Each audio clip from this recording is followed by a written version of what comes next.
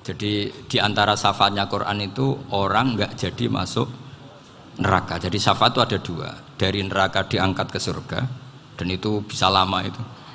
Tapi kalau syafaatnya Quran itu yang belum masuk neraka supaya nggak jadi masuk neraka. Karena neraka juga punya aturan, dia juga kena aturan fikih.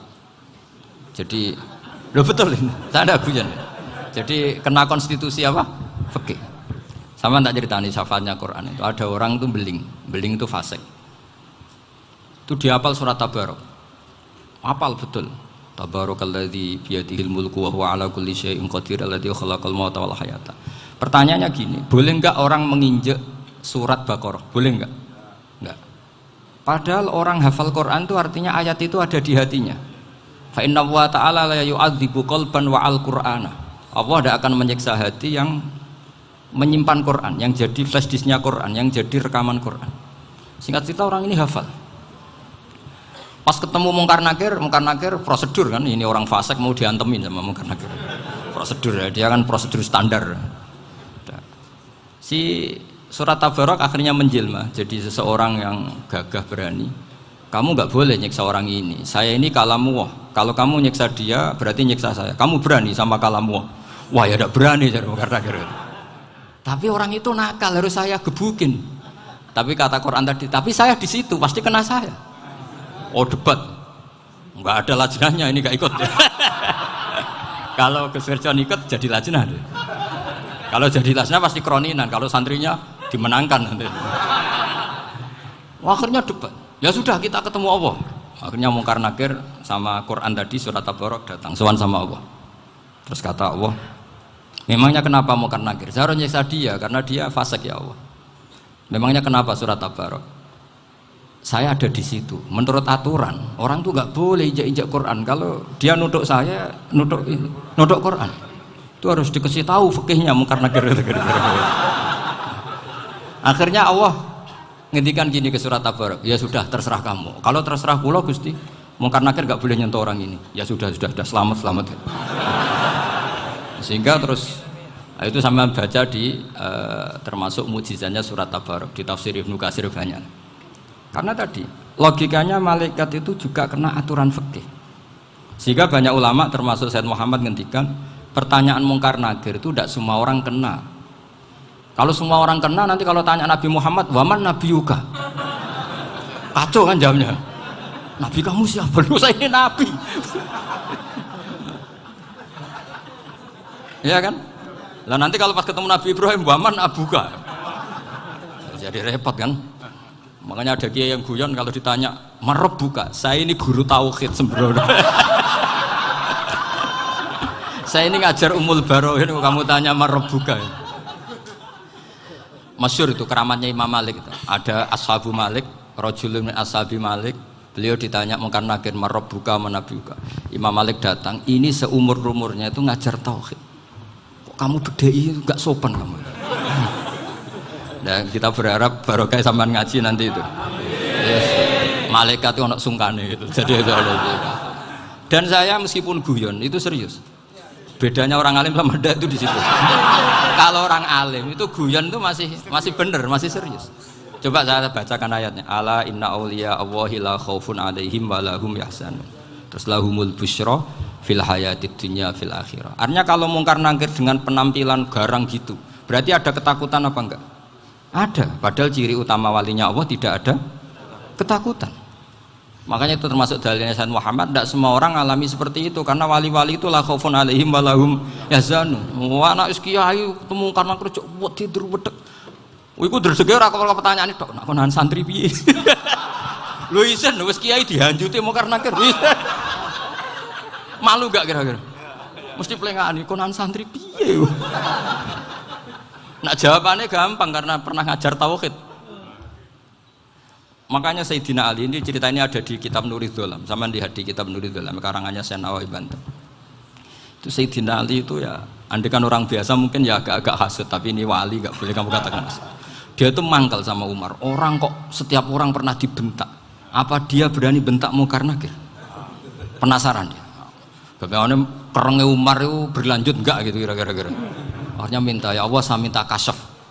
Ya karena yang minta Sayyidina Ali karena mau wajah dituruti sama kasyaf. Dilihat Sayyidina Umar pas meninggal itu.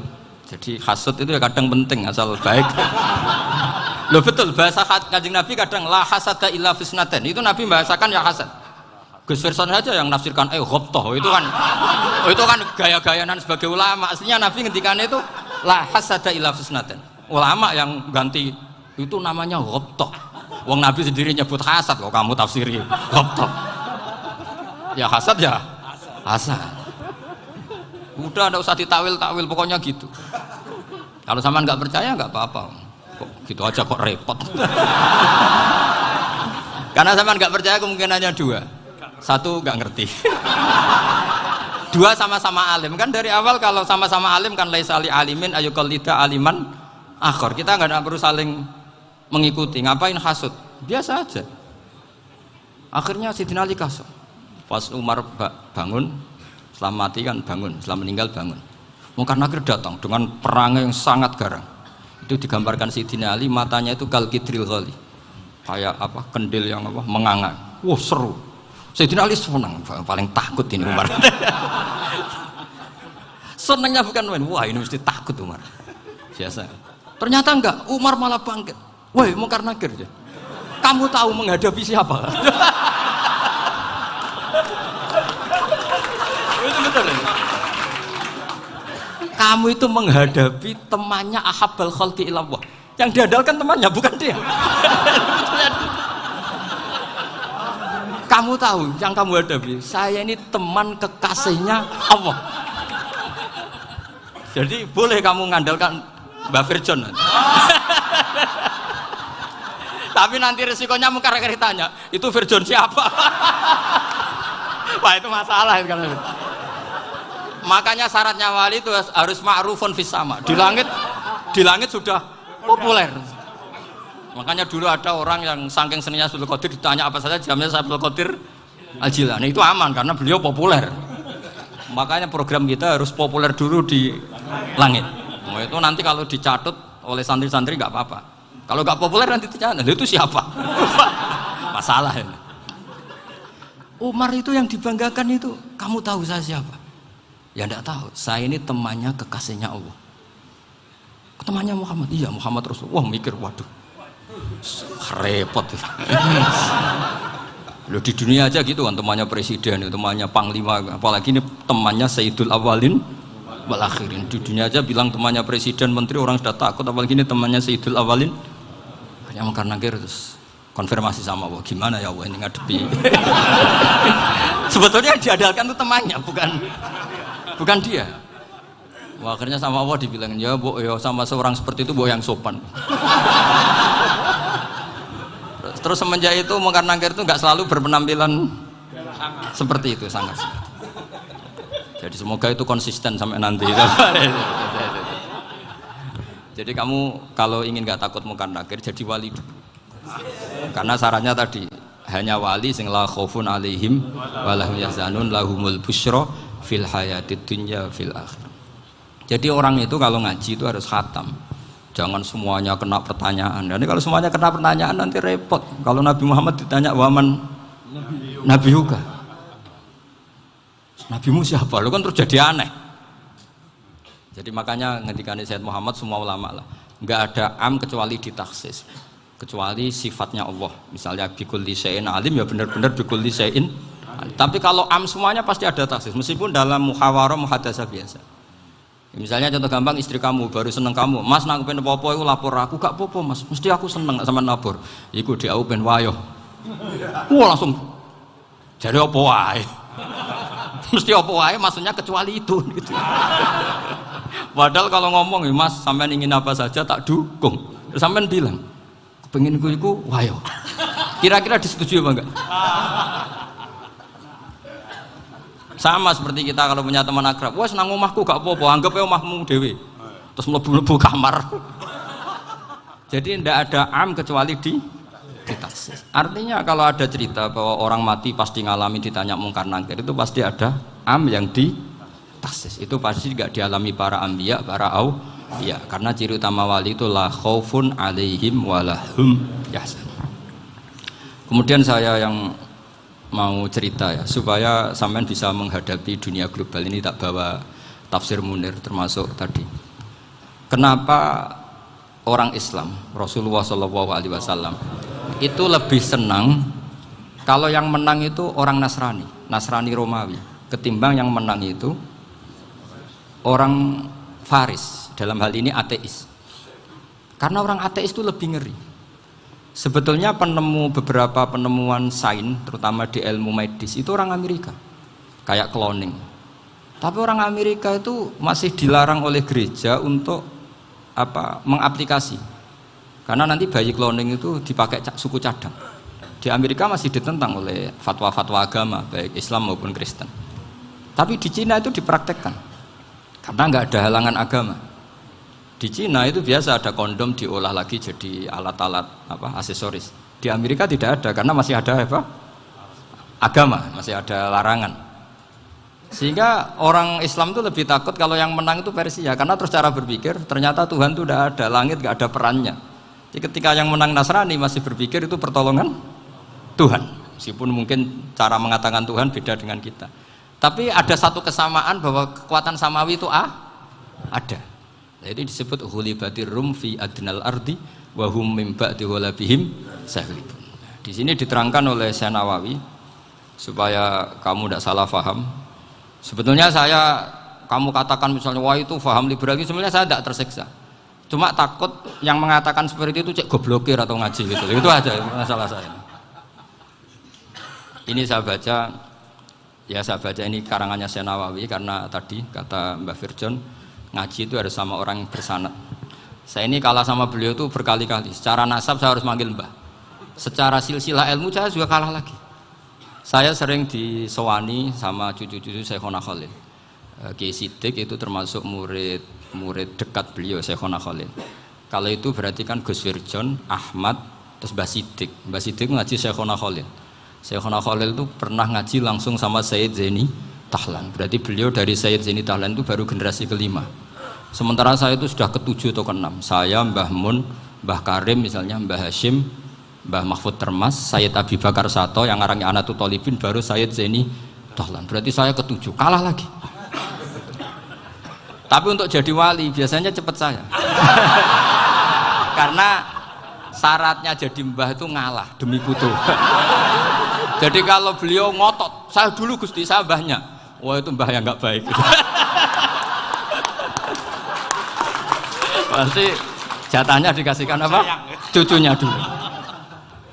Makanya Abdul Muthalib itu orang yang dapat wangsit, tapi yang jadi nabi itu cucunya. Jadi dalil saya banyak. Sebenarnya Abdul Muthalib itu sudah sering dapat wangsit. Karena saya bahasakan wahyu, Nabi yang protes, enggak nabi kok dapat wahyu. Tapi sebetulnya Abdul Muthalib itu masyhur. Kalimat-kalimatnya menunjukkan bahwa beliau itu sudah dapat wahyu kalau nanti cucunya itu jadi apa? Nabi. Makanya senangnya bukan main Abdul Muthalib sama Rasulullah. Putu seneng, mbah seneng putu. Jadi mungkin, jadi sampean enggak usah protes loh. Yang jadi wali kok cucunya. Dulu betul. Dulu Mbah Hamid Pasuruan itu kalau Mbah Ahmad Siddiq ke sana, Mbah Hamid Pasuruan kalau manggil Mbah Ahmad Siddiq itu paman. Tapi pamannya minta ijazah ke ponaan. Apa ya gara-gara itu memang. Kalau itu masih berlaku, apa? Ngalah tadi. Kayaknya masih, apa? Hawane masih. Hawane masih. Karena melihat tren-tren langit masih gitu kayaknya masih. Masih itu. Ya, tapi mbahnya tetap dapat jatah, tenang saja nanti. Tapi memang sebaiknya mbah itu legowo. Rasulullah Muhammad SAW itu terkenal min dzurriyyati Ibrahim. Tapi kata Rasulullah, ana dakwatu Ibrahim wa bisyaratu Isa. Aku nganti ngene iki barokah dongane Nabi siapa? Ibrahim. Jadi dongane Nabi Ibrahim dia tiba teng putu. Jadi banyak bukti bahwa jatuhnya ke putu gitu. Tadi saya di kamar sama beliau berduaan. Nih Mbah sing dadi wali di sini, aku webang. Cocokan tadi. Nah kenapa saya akhir-akhir ini gulirkan daftar wali? Kenapa?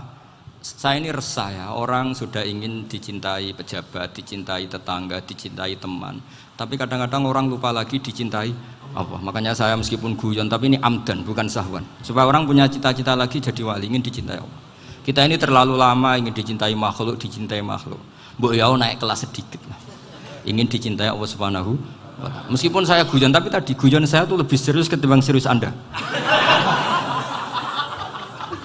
Karena tak pikir. Saya tuh kalau pergi itu seneng ngebis, bukan karena saya tidak punya mobil, tapi saya sering mau butuh itu supaya nggak diganggu. Karena saya tuh harus punya waktu sendiri. Kalau bis kan ketemu orang nggak kenal, tapi sekarang ya agak susah, banyak yang kenal. Dan susahnya lagi nggak minta ijazah, minta foto. Aduh, repot tuh. Mau dibenci itu umatnya Rasulullah Shallallahu Alaihi Wasallam. Mau disetujui itu sanatnya mana? Kalau ketemu orang alim minta apa? Foto. Itu nggak ada sanatnya. Nggak tahu saya itu mazhab dari mana itu. Ya mazhab milenial yang jelas itu kan. Ini tak baca ya biar dapat, karena ini kenangan saya sama Mbak Ahmad Siddiq. Saya masih ingat betul beliau ngisi kholnya Mbak Abdullah bin Umar, berarti abahnya Mbak Hamid. Karena mbah saya itu Fatimah binti Khalid bin Umar, kalau Mbak Hamid itu Hamid bin Abdullah bin Umar. Itu saya masih ingat betul zaman itu Mbak Hamid setiap khol di Lasem itu rawuh dan saya derek mbah saya karena masih misanan datang ke Lasem. Itu beliau pas itu ngisi sama Mbah Mun. Mbah Mun masih muda, Ki Ahmad Siddiq sepuh senior. Itu beliau cerita bahwa dulu ketika Indonesia dijajah Jepang itu para kiai mimpi dibacakan ayat ghulibatir rum fi adnal ardi wa hum min ba'di ghalabihim. Terus ada kiai yang tanya, takwilannya gimana? Ya nanti Jepang pulang bukan karena kita yang mengalahkan, tapi Jepang ada yang mengalahkan sendiri meskipun tidak kita. Kayak dulu Faris tidak dikalahkan Islam tapi dikalahkan Romawi, tapi yang senang umat Islam. Wa yauma idzi yafrahul mu'min. Itu luar biasa ulama-ulama kita. Delalah kejadiannya Indonesia seperti itu. Yaitu kita tidak mengalahkan Jepang, tapi Jepang pulang sendiri karena dikalahkan apa? Sekutu. Ya ini saya baca. Ini tidak usah dicek bacanya benar apa enggak. Sudah aman apa? Aman. Karena kalau saya salah itu ya sengaja. Artinya ya sengaja saja. Ya biasa maksudnya. Saya kemarin ngisi di Pondok Peloso, di Pondok Al Munawir Jogja. Salah itu ada dua, ada salah memang benar-benar salah. Itu nggak apa-apa, bisa dimakfu. Karena mesti sangke wong goblok salah yang terus itu. Ada salah bawaan ilmu, itu repot tuh dadaninnya. Karena misalnya kita yang biasa belajar qiraah sabah wayah sibuhu, mesti diulang lagi wayah sabuhu. Karena qiraahnya Imam Asim itu hasibah yah sabu, bifathis sin. Sementara kita kalau ngaji kitab kulino yahsibu. Sehingga kita yang biasa belajar sabah itu kalau baca kitab itu kayak orang bingung. Kadang-kadang yang ngaji juga bingung. Gus Pak mau di bulan pilih ini. Ya tepat-tepatan. Ada yang mengatakan Gus Pak bingung, ada yang mengatakan Gus Pak alim alama. Ya tepat-tepatan nasib tadi. Karena memang ya sabah memang seperti itu. Misalnya kufuan. Kufuan itu Imam Asim baca kufuan. Tapi beliau punya murid namanya Syu'bah. Itu kalau baca kuf'an. Makanya kita itu, ini kan khataman Quran ya, jadi saya menyinggung sedikit tentang qiraah sabah. Tadi beliau juga sudah tak kasih kitab saya Hifdzuna Lihadal Mushaf. Sama tak ajari latihan sabah, memang angel ya. Makanya yang nggak bisa itu wong pinter. Sudah tahu angel ya nggak usah diteruskan kan. Orang menghindari barang angel itu pinter apa goblok? Pinter. Berarti wong goblok pinter. Saya tuh makanya sama orang goblok tuh respect. Jadi orang alim tuh angel apa gampang? Angel. Menghindari barang angel pinter apa goblok? Loh, orang menghindari barang angel pinter apa goblok? Pinter. Berarti wong goblok pinter. Jadi saya sama orang-orang goblok itu respect. Sudah tahu jadi orang alim angel ya barang angel ya harus dihindari. Makanya saya ini insya Allah umatnya Nabi yang termasuk yang terbaik. Amin. Karena mencintai umatnya Nabi termasuk yang goblok. Wah, itu tidak gampang itu. Karena tadi sudah tahu ya. Seperti itu loh orang naik panjat pinang. Itu yang naik karena ingin hadiah. Yang nonton sudah tahu wah licin kok dinaikin mau keplodok. Tapi orang sepakat yang nonton juga pinter karena sudah tahu ribet kok. Tuku yang pasar kena lah apa mana. Sama juga gitu. Ngalim tafsir angel, ngalim fikih angel. Karek ngaji ngerekam kan gampang. Itu pinter apa goblok? Pinter. Iya. Makanya kula niku mbok burohno ngono tok. Saya tadi dinasihati Mbak Virjon, muga-muga hati saya selamat. Saya itu meskipun kata orang banyak, muhibbin saya banyak, tapi saya insya Allah tidak riya. Saya itu pakai kitab namanya Tasbidul Fuad, itu karangannya Said Abdul Al-Haddad. Ketika beliau punya muhibbin banyak ditanya, bagaimana ya Habib Anda menjaga hati Anda? Jamnya Said Abdul Al-Haddad itu unik. Innama azzamu Allah. Mereka itu sebenarnya menghormati Allah. Cuma butuh sarana, dan itu saya. Jadi saya tahu sampean semua itu mencintai Quran, mencintai sunnah Rasul, mencintai hadis-hadis Rasul. Cuma sampean kan karena nggak paham, terus manfaatkan saya. Jadi sebenarnya saya ini korban. Korban. Jadi saya mau riak gimana? Korban kok mau. Bangganya di mana tuh? Coba sampean misalnya ngaji tafsir, belajar sendiri kan susah. Terkibnya susah, maknanya susah. Bahkan beli kitabnya kadang nggak kuat. Loh, untuk jadi alim tafsir itu kan harus beli kitab. Loh, saya sering belajar kitab itu jutaan. Tafsir Tobari, saya pernah beli kitab Fakhrur Razi itu berapa coba? 27 jilid. Karangannya Fakhrur, belum karangannya ulama modern, Imam Sya'rawi. Itu berapa jilid? Itu jutaan. Saya kemarin juga dihadiahi kitab Pak Quraish Shihab namanya Faidul Bari fi Syarhil Bukhari. Pak Quraish Shihab yang terkenal. Dia sering diskusi sama saya ngasih hadiah beliau ngasih hadiah saya. Oh itu harganya nggak kuat. Dadak kuat kadang di Indonesia nggak ada coba. Dan sama orang hebat menghindari kesulitan itu. Nah, kesulitan itu sebab ngaji ikut, kalau nggak paham dirukok rekamannya sudah gitu. Pinter mana sampean sama saya? Pinter sampean kan? Bikin sosis susah beli aja kok repot kan. Makanya nggak boleh orang bilang, wah aku goblok reso tafsir, aku wong pinter. Makanya nanti kalau saya ketemu Nabi tidak termasuk orang yang mentahkir orang Islam. Kafa bil mari isman ayah kira akhahul muslim. Jadi cukup orang itu dosa kalau menyepelekan orang Islam, termasuk darani sampean goblok itu dosa. Caranya nggak darani goblok ya tadi di logika tadi. Alim itu angel, gendari angel itu pinter, berarti wong bodoh. Pintar ya sudah gitu. Tapi tetap bodoh. Tapi ini satu cara untuk saya respect gitu. Coba orang yang ngaji tafsir saya banyak, mungkin ribuan. Itu sebetulnya mencintai Quran. Karena Quran adalah kitab suci yang panduannya umat Islam. Sangat mencintai Quran. Terus kemudian mereka nggak paham. Terus mencari orang yang memahamkan. Burohno lah cara Jawane. Terus keren saya itu di mana coba? Lah terus mereka kurang ajarnya gini, kalau paham itu ya alhamdulillah paham. Kowe nak ngaji Gus Bae ngono tok. Tapi nek ora paham, ora nyalano akal ya. Mari Gus Bae nerangno cepet, mulane gak paham. Ora kok nyalano teke sing lelet. Maksud kan masyaallah naudzubillah tenan. Sebetulnya tingkat kurang ajarnya tinggi Gus sebenarnya. Jadi kalau nggak paham itu kadang nggak nyalahno uteke. Kayak mau misalnya, mau mari mikir ra jelas. Padahal misalnya jelas ora mesti paham bodoh. Paham? Jadi kata Said Abdul Haddad, innama azzamu Allah. Sebenarnya mereka itu sangat menghormati Allah. Makanya kita nggak perlu mengatakan wasilah itu kafir, nggak akan. Karena orang tawasul sama Rasulullah itu ingin dapat ridhonya Allah lewat orang yang dicintai Allah.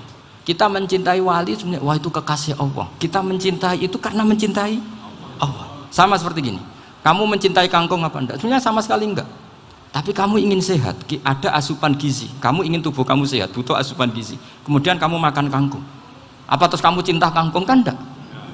Cinta kesehatan kamu sama. Orang yang mencintai saya sebenarnya ingin kepuasan rohani. Saya kan termasuk kiai yang torekonya gampang. Ini swarga, kan akhirnya penggemarnya banyak. Coba kalau kamu ini neraka. Jadi sebetulnya Anda mencintai kepuasan Anda sendiri.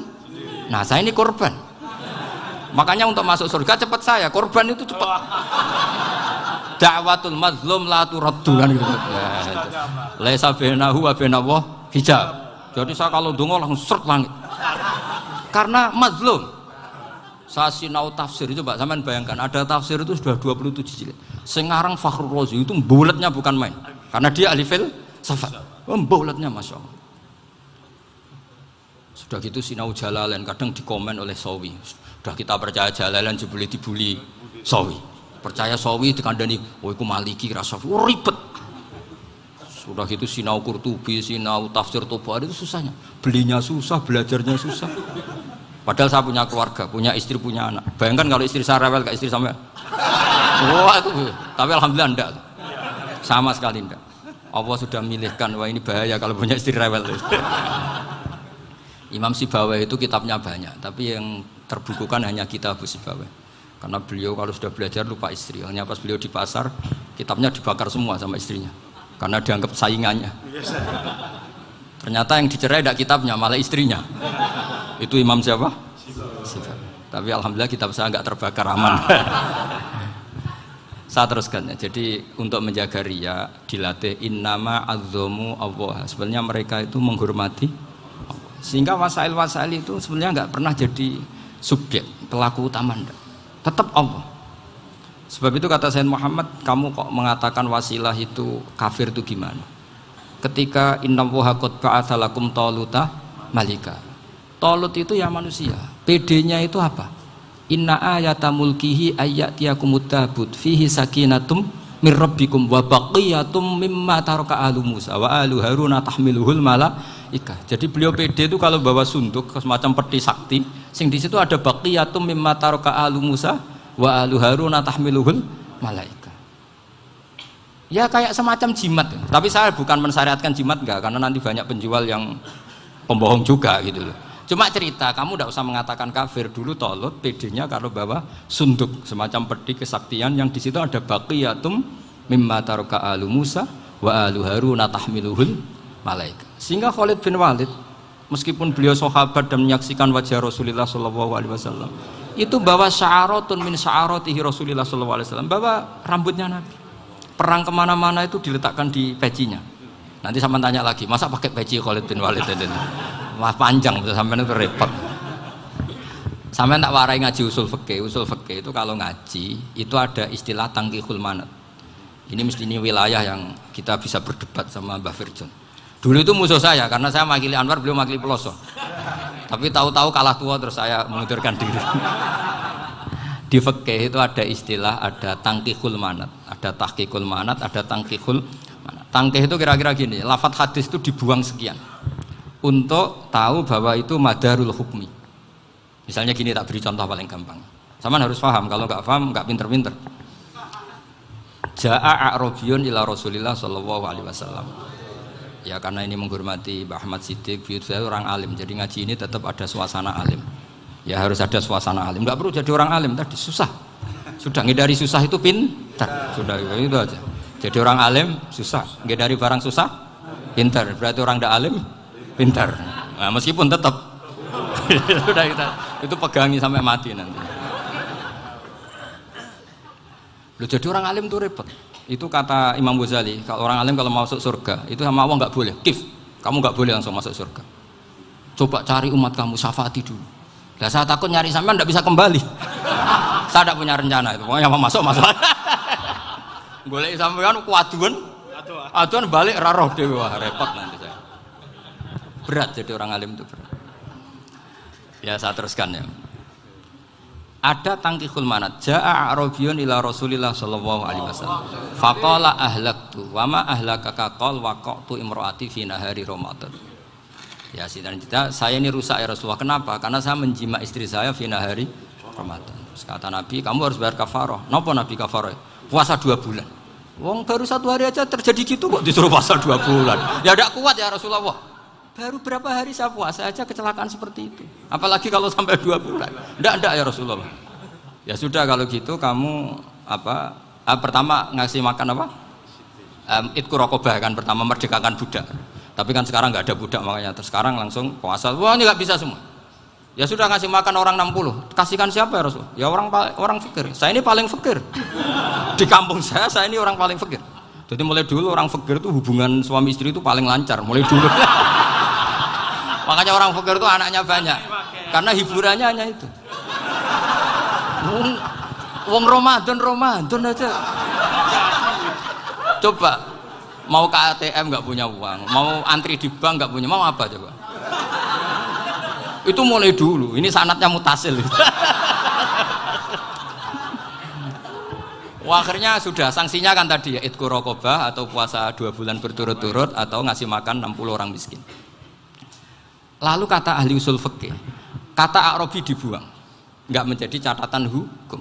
Orang kota pun kalau melakukan itu juga kena sanksi yang sama. Imro'atau juga dibuang. Andai kan itu dilakukan untuk amatnya juga ketentuannya sama. Nah sekarang perdebatan antara Imam Syafi'i dan Imam Malik begini. Sekarang pertanyaan gini, jima istri itu hukumnya boleh apa haram? Boleh kan? Lalu kalau ada orang tanpa udzur kemudian makan siang-siang, cara Imam Malik hukumnya sama, harus kena sanksi yang sama. Karena sama-sama hadku hurmati Ramadan bi ghairi udzrin syar'iyyin. Sama-sama merusak hukum Ramadan tanpa udzur syar'. Lo jima itu tidak zina. Kan hukumnya jaiz. Nah, sekarang makan hukumnya jaiz, harusnya juga kena ketentuan yang sama. Cara pikirannya Imam Malik. Nah, alhamdulillah Imam Syafi'i gak setuju. Wah, cara setuju repot. Bahkan orang-orang Syafi'i sudah punya khilah, kalau gitu minum dulu. Iya, biar gak kena. Iya, biar iftarnya pakai minum. Setelah minum baru jima kan. Ini sudah menyiapkan khilahnya. Ini khas Syafi'i ini, bongsong rekayasa hukum.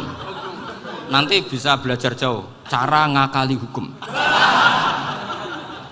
Makanya guyonan yang masyhur Gus Dur itu gitu. Ada seorang kiai atau Gus lah, ya punya salah, namanya manusia kan punya salah, entah cangkruk entah apa, pokoknya punya salah. Ada wartawan yang ngiranya semua kiai itu orang suci, sehingga tanya sama Gus Dur, Gus itu ada kiai kok, ya pokoknya salah lah. Tapi jangan bayangkan dosa besar, enggak, kecil-kecil aja. Itu gimana itu? Padahal kiai kan orang suci. Jawabnya Gus Dur lucu. Ya justru yang boleh salah itu para kiai. Kalau kamu nggak boleh. Loh, kok bisa Gus? Karena mereka tahu caranya tobat. Repot. Kalau kamu nggak tahu caranya, sama pelanggaran hukum itu ya harus pakar-pakar hukum. Ya. Itu yang tahu caranya rekayasa. Kalau kamu ya kena pasal kan ya.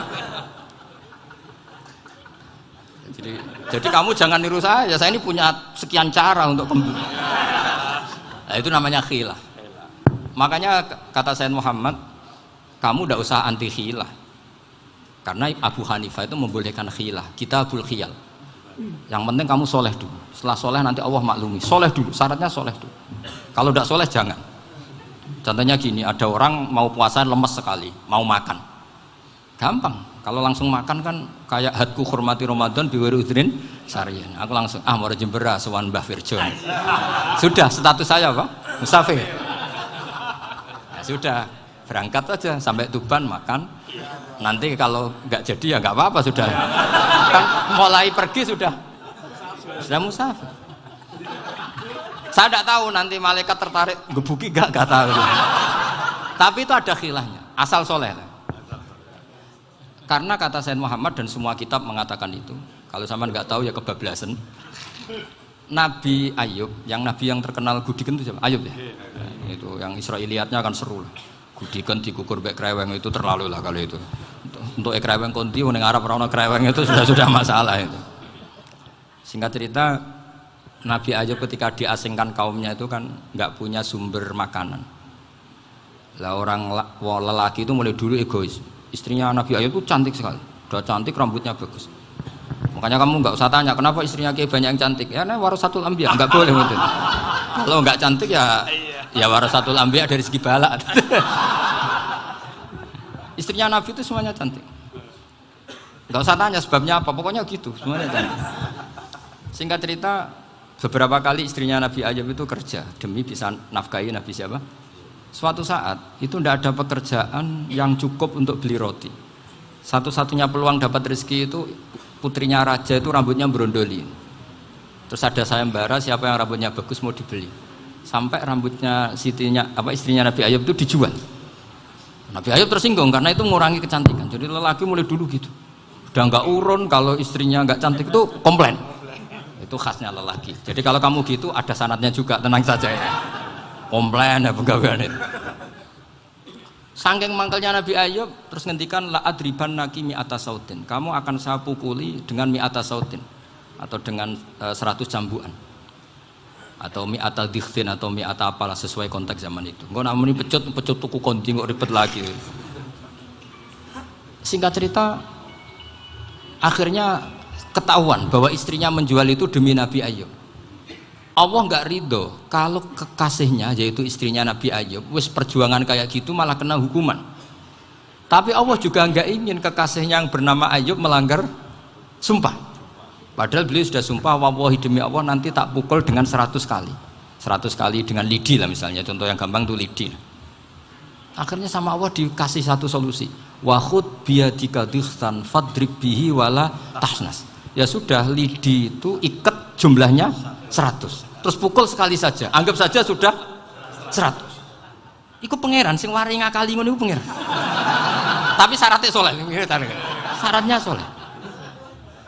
Jadi kalau kamu anti khilaf berarti anti ajarannya Allah di ayat itu. Wa khud biyadika dikhtan fadrib bihi wala tahnas. Itu dulu ada, ini cerita di Ithaf. Ini cerita terakhir, ini sudah, sama jangan nama sudah. Terus pengumuman tadi, yang nggak pernah sepuh ngutang saya itu haram tadi. Karena tadi saya punya kewajiban di rumah yang bisa menggugurkan ya kewajiban yang lebih besar. Lebih besar itu ya tadi, bisa pernah guru, pernah sepuh. Yang jelas nggak umur. Umur sampean menangkap itu, tua-tua serepot itu. Ada raja itu ganteng kaya, senengannya nikah perawan cantik. Itu semua kampung mesti kenal. Mungkin digilir atau gimana pokoknya. Suatu saat ada pemuda suka sama perempuan yang di kampungnya, cantik sekali. Kemudian pemuda ini ternyata pekerja di kerajaan itu. Tiap hari ditanya, oh itu yang di kamu yang cantik siapa? Mau saya nikahin gini. Wah bahaya, ini saingannya raja. Jadi yang dibidik pemuda tadi itu saingannya. Si raja ini orang yang namanya raja kan gengsinya tinggi. Kaifa tankihuha wa qad ra'aitu qad qabbalaha rajulun. Kok mbok nikah piye? Saya itu pernah melihat dicium lelaki. Wah, gak mau. Gak gelem wis kadung ditambung lan wa qad qabbalaha rajulun. Saya pernah melihat sendiri qabbalaha rajulun, dicium oleh lelaki. Wah, sudah gak minat raja langsung gak keren. Suatu saat pemuda tadi nikahi perempuan itu. Rajanya marah-marah, kamu lelaki gak punya harga diri gini. Gak punya selera, gak punya harga diri, sudah pernah dicium orang kok tetap dinikah. Terus bilang ke raja, ta'rif manir rajul, lelaki itu siapa? Abuha. Kamu tahu lelaki itu siapa? Sopo? Abuha. Bapaknya. Saya kan hanya bilang rajulun. Pernah dicium lelaki. Lah pikirannya raja lelaki kue-kue ngene iki. Tapi butuhnya canom mau rojo ben gak sido itu aja tuh. Baru kayak digulirkan gitu, wakot kebalah rojulun. Wah nggak mau. Setelah itu satu saat pegawainya tadi nikahi perempuan. Kamu nggak punya harga diri gini. Kamu tahu mandir rojul apa abuha? Wah nak ngono aku gak poho-poho. Lah monggo sakniki wis bojo kula.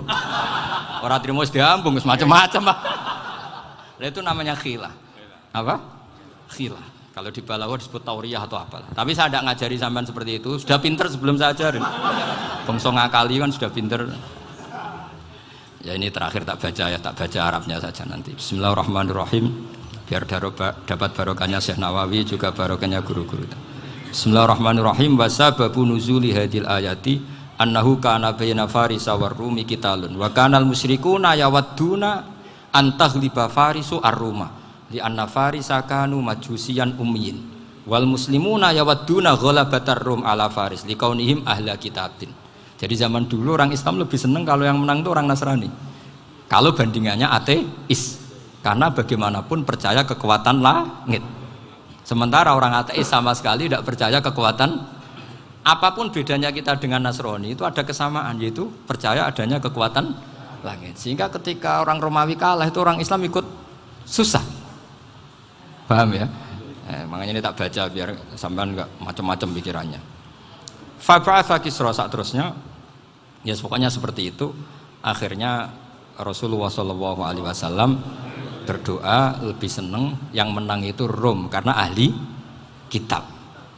Artinya apa? Kemenangan ahli kitab adalah kemenangan makhluk atau hamba Allah yang mentautkan kekuatan kita di bumi dengan kekuatan langit. Makanya saya berharap selain kita ikhtiar medis, kita harus memperbanyak istighfar. Bagaimanapun semua itu dari Allah Subhanahu wa Ta'ala. Kita menghormati negara dengan ikhtiarnya, tapi saya mohon sekali kita juga istighfar, karena semua itu juga ditentukan oleh Allah, oleh langit. Ya, saya kira demikian. Assalamualaikum warahmatullahi wabarakatuh.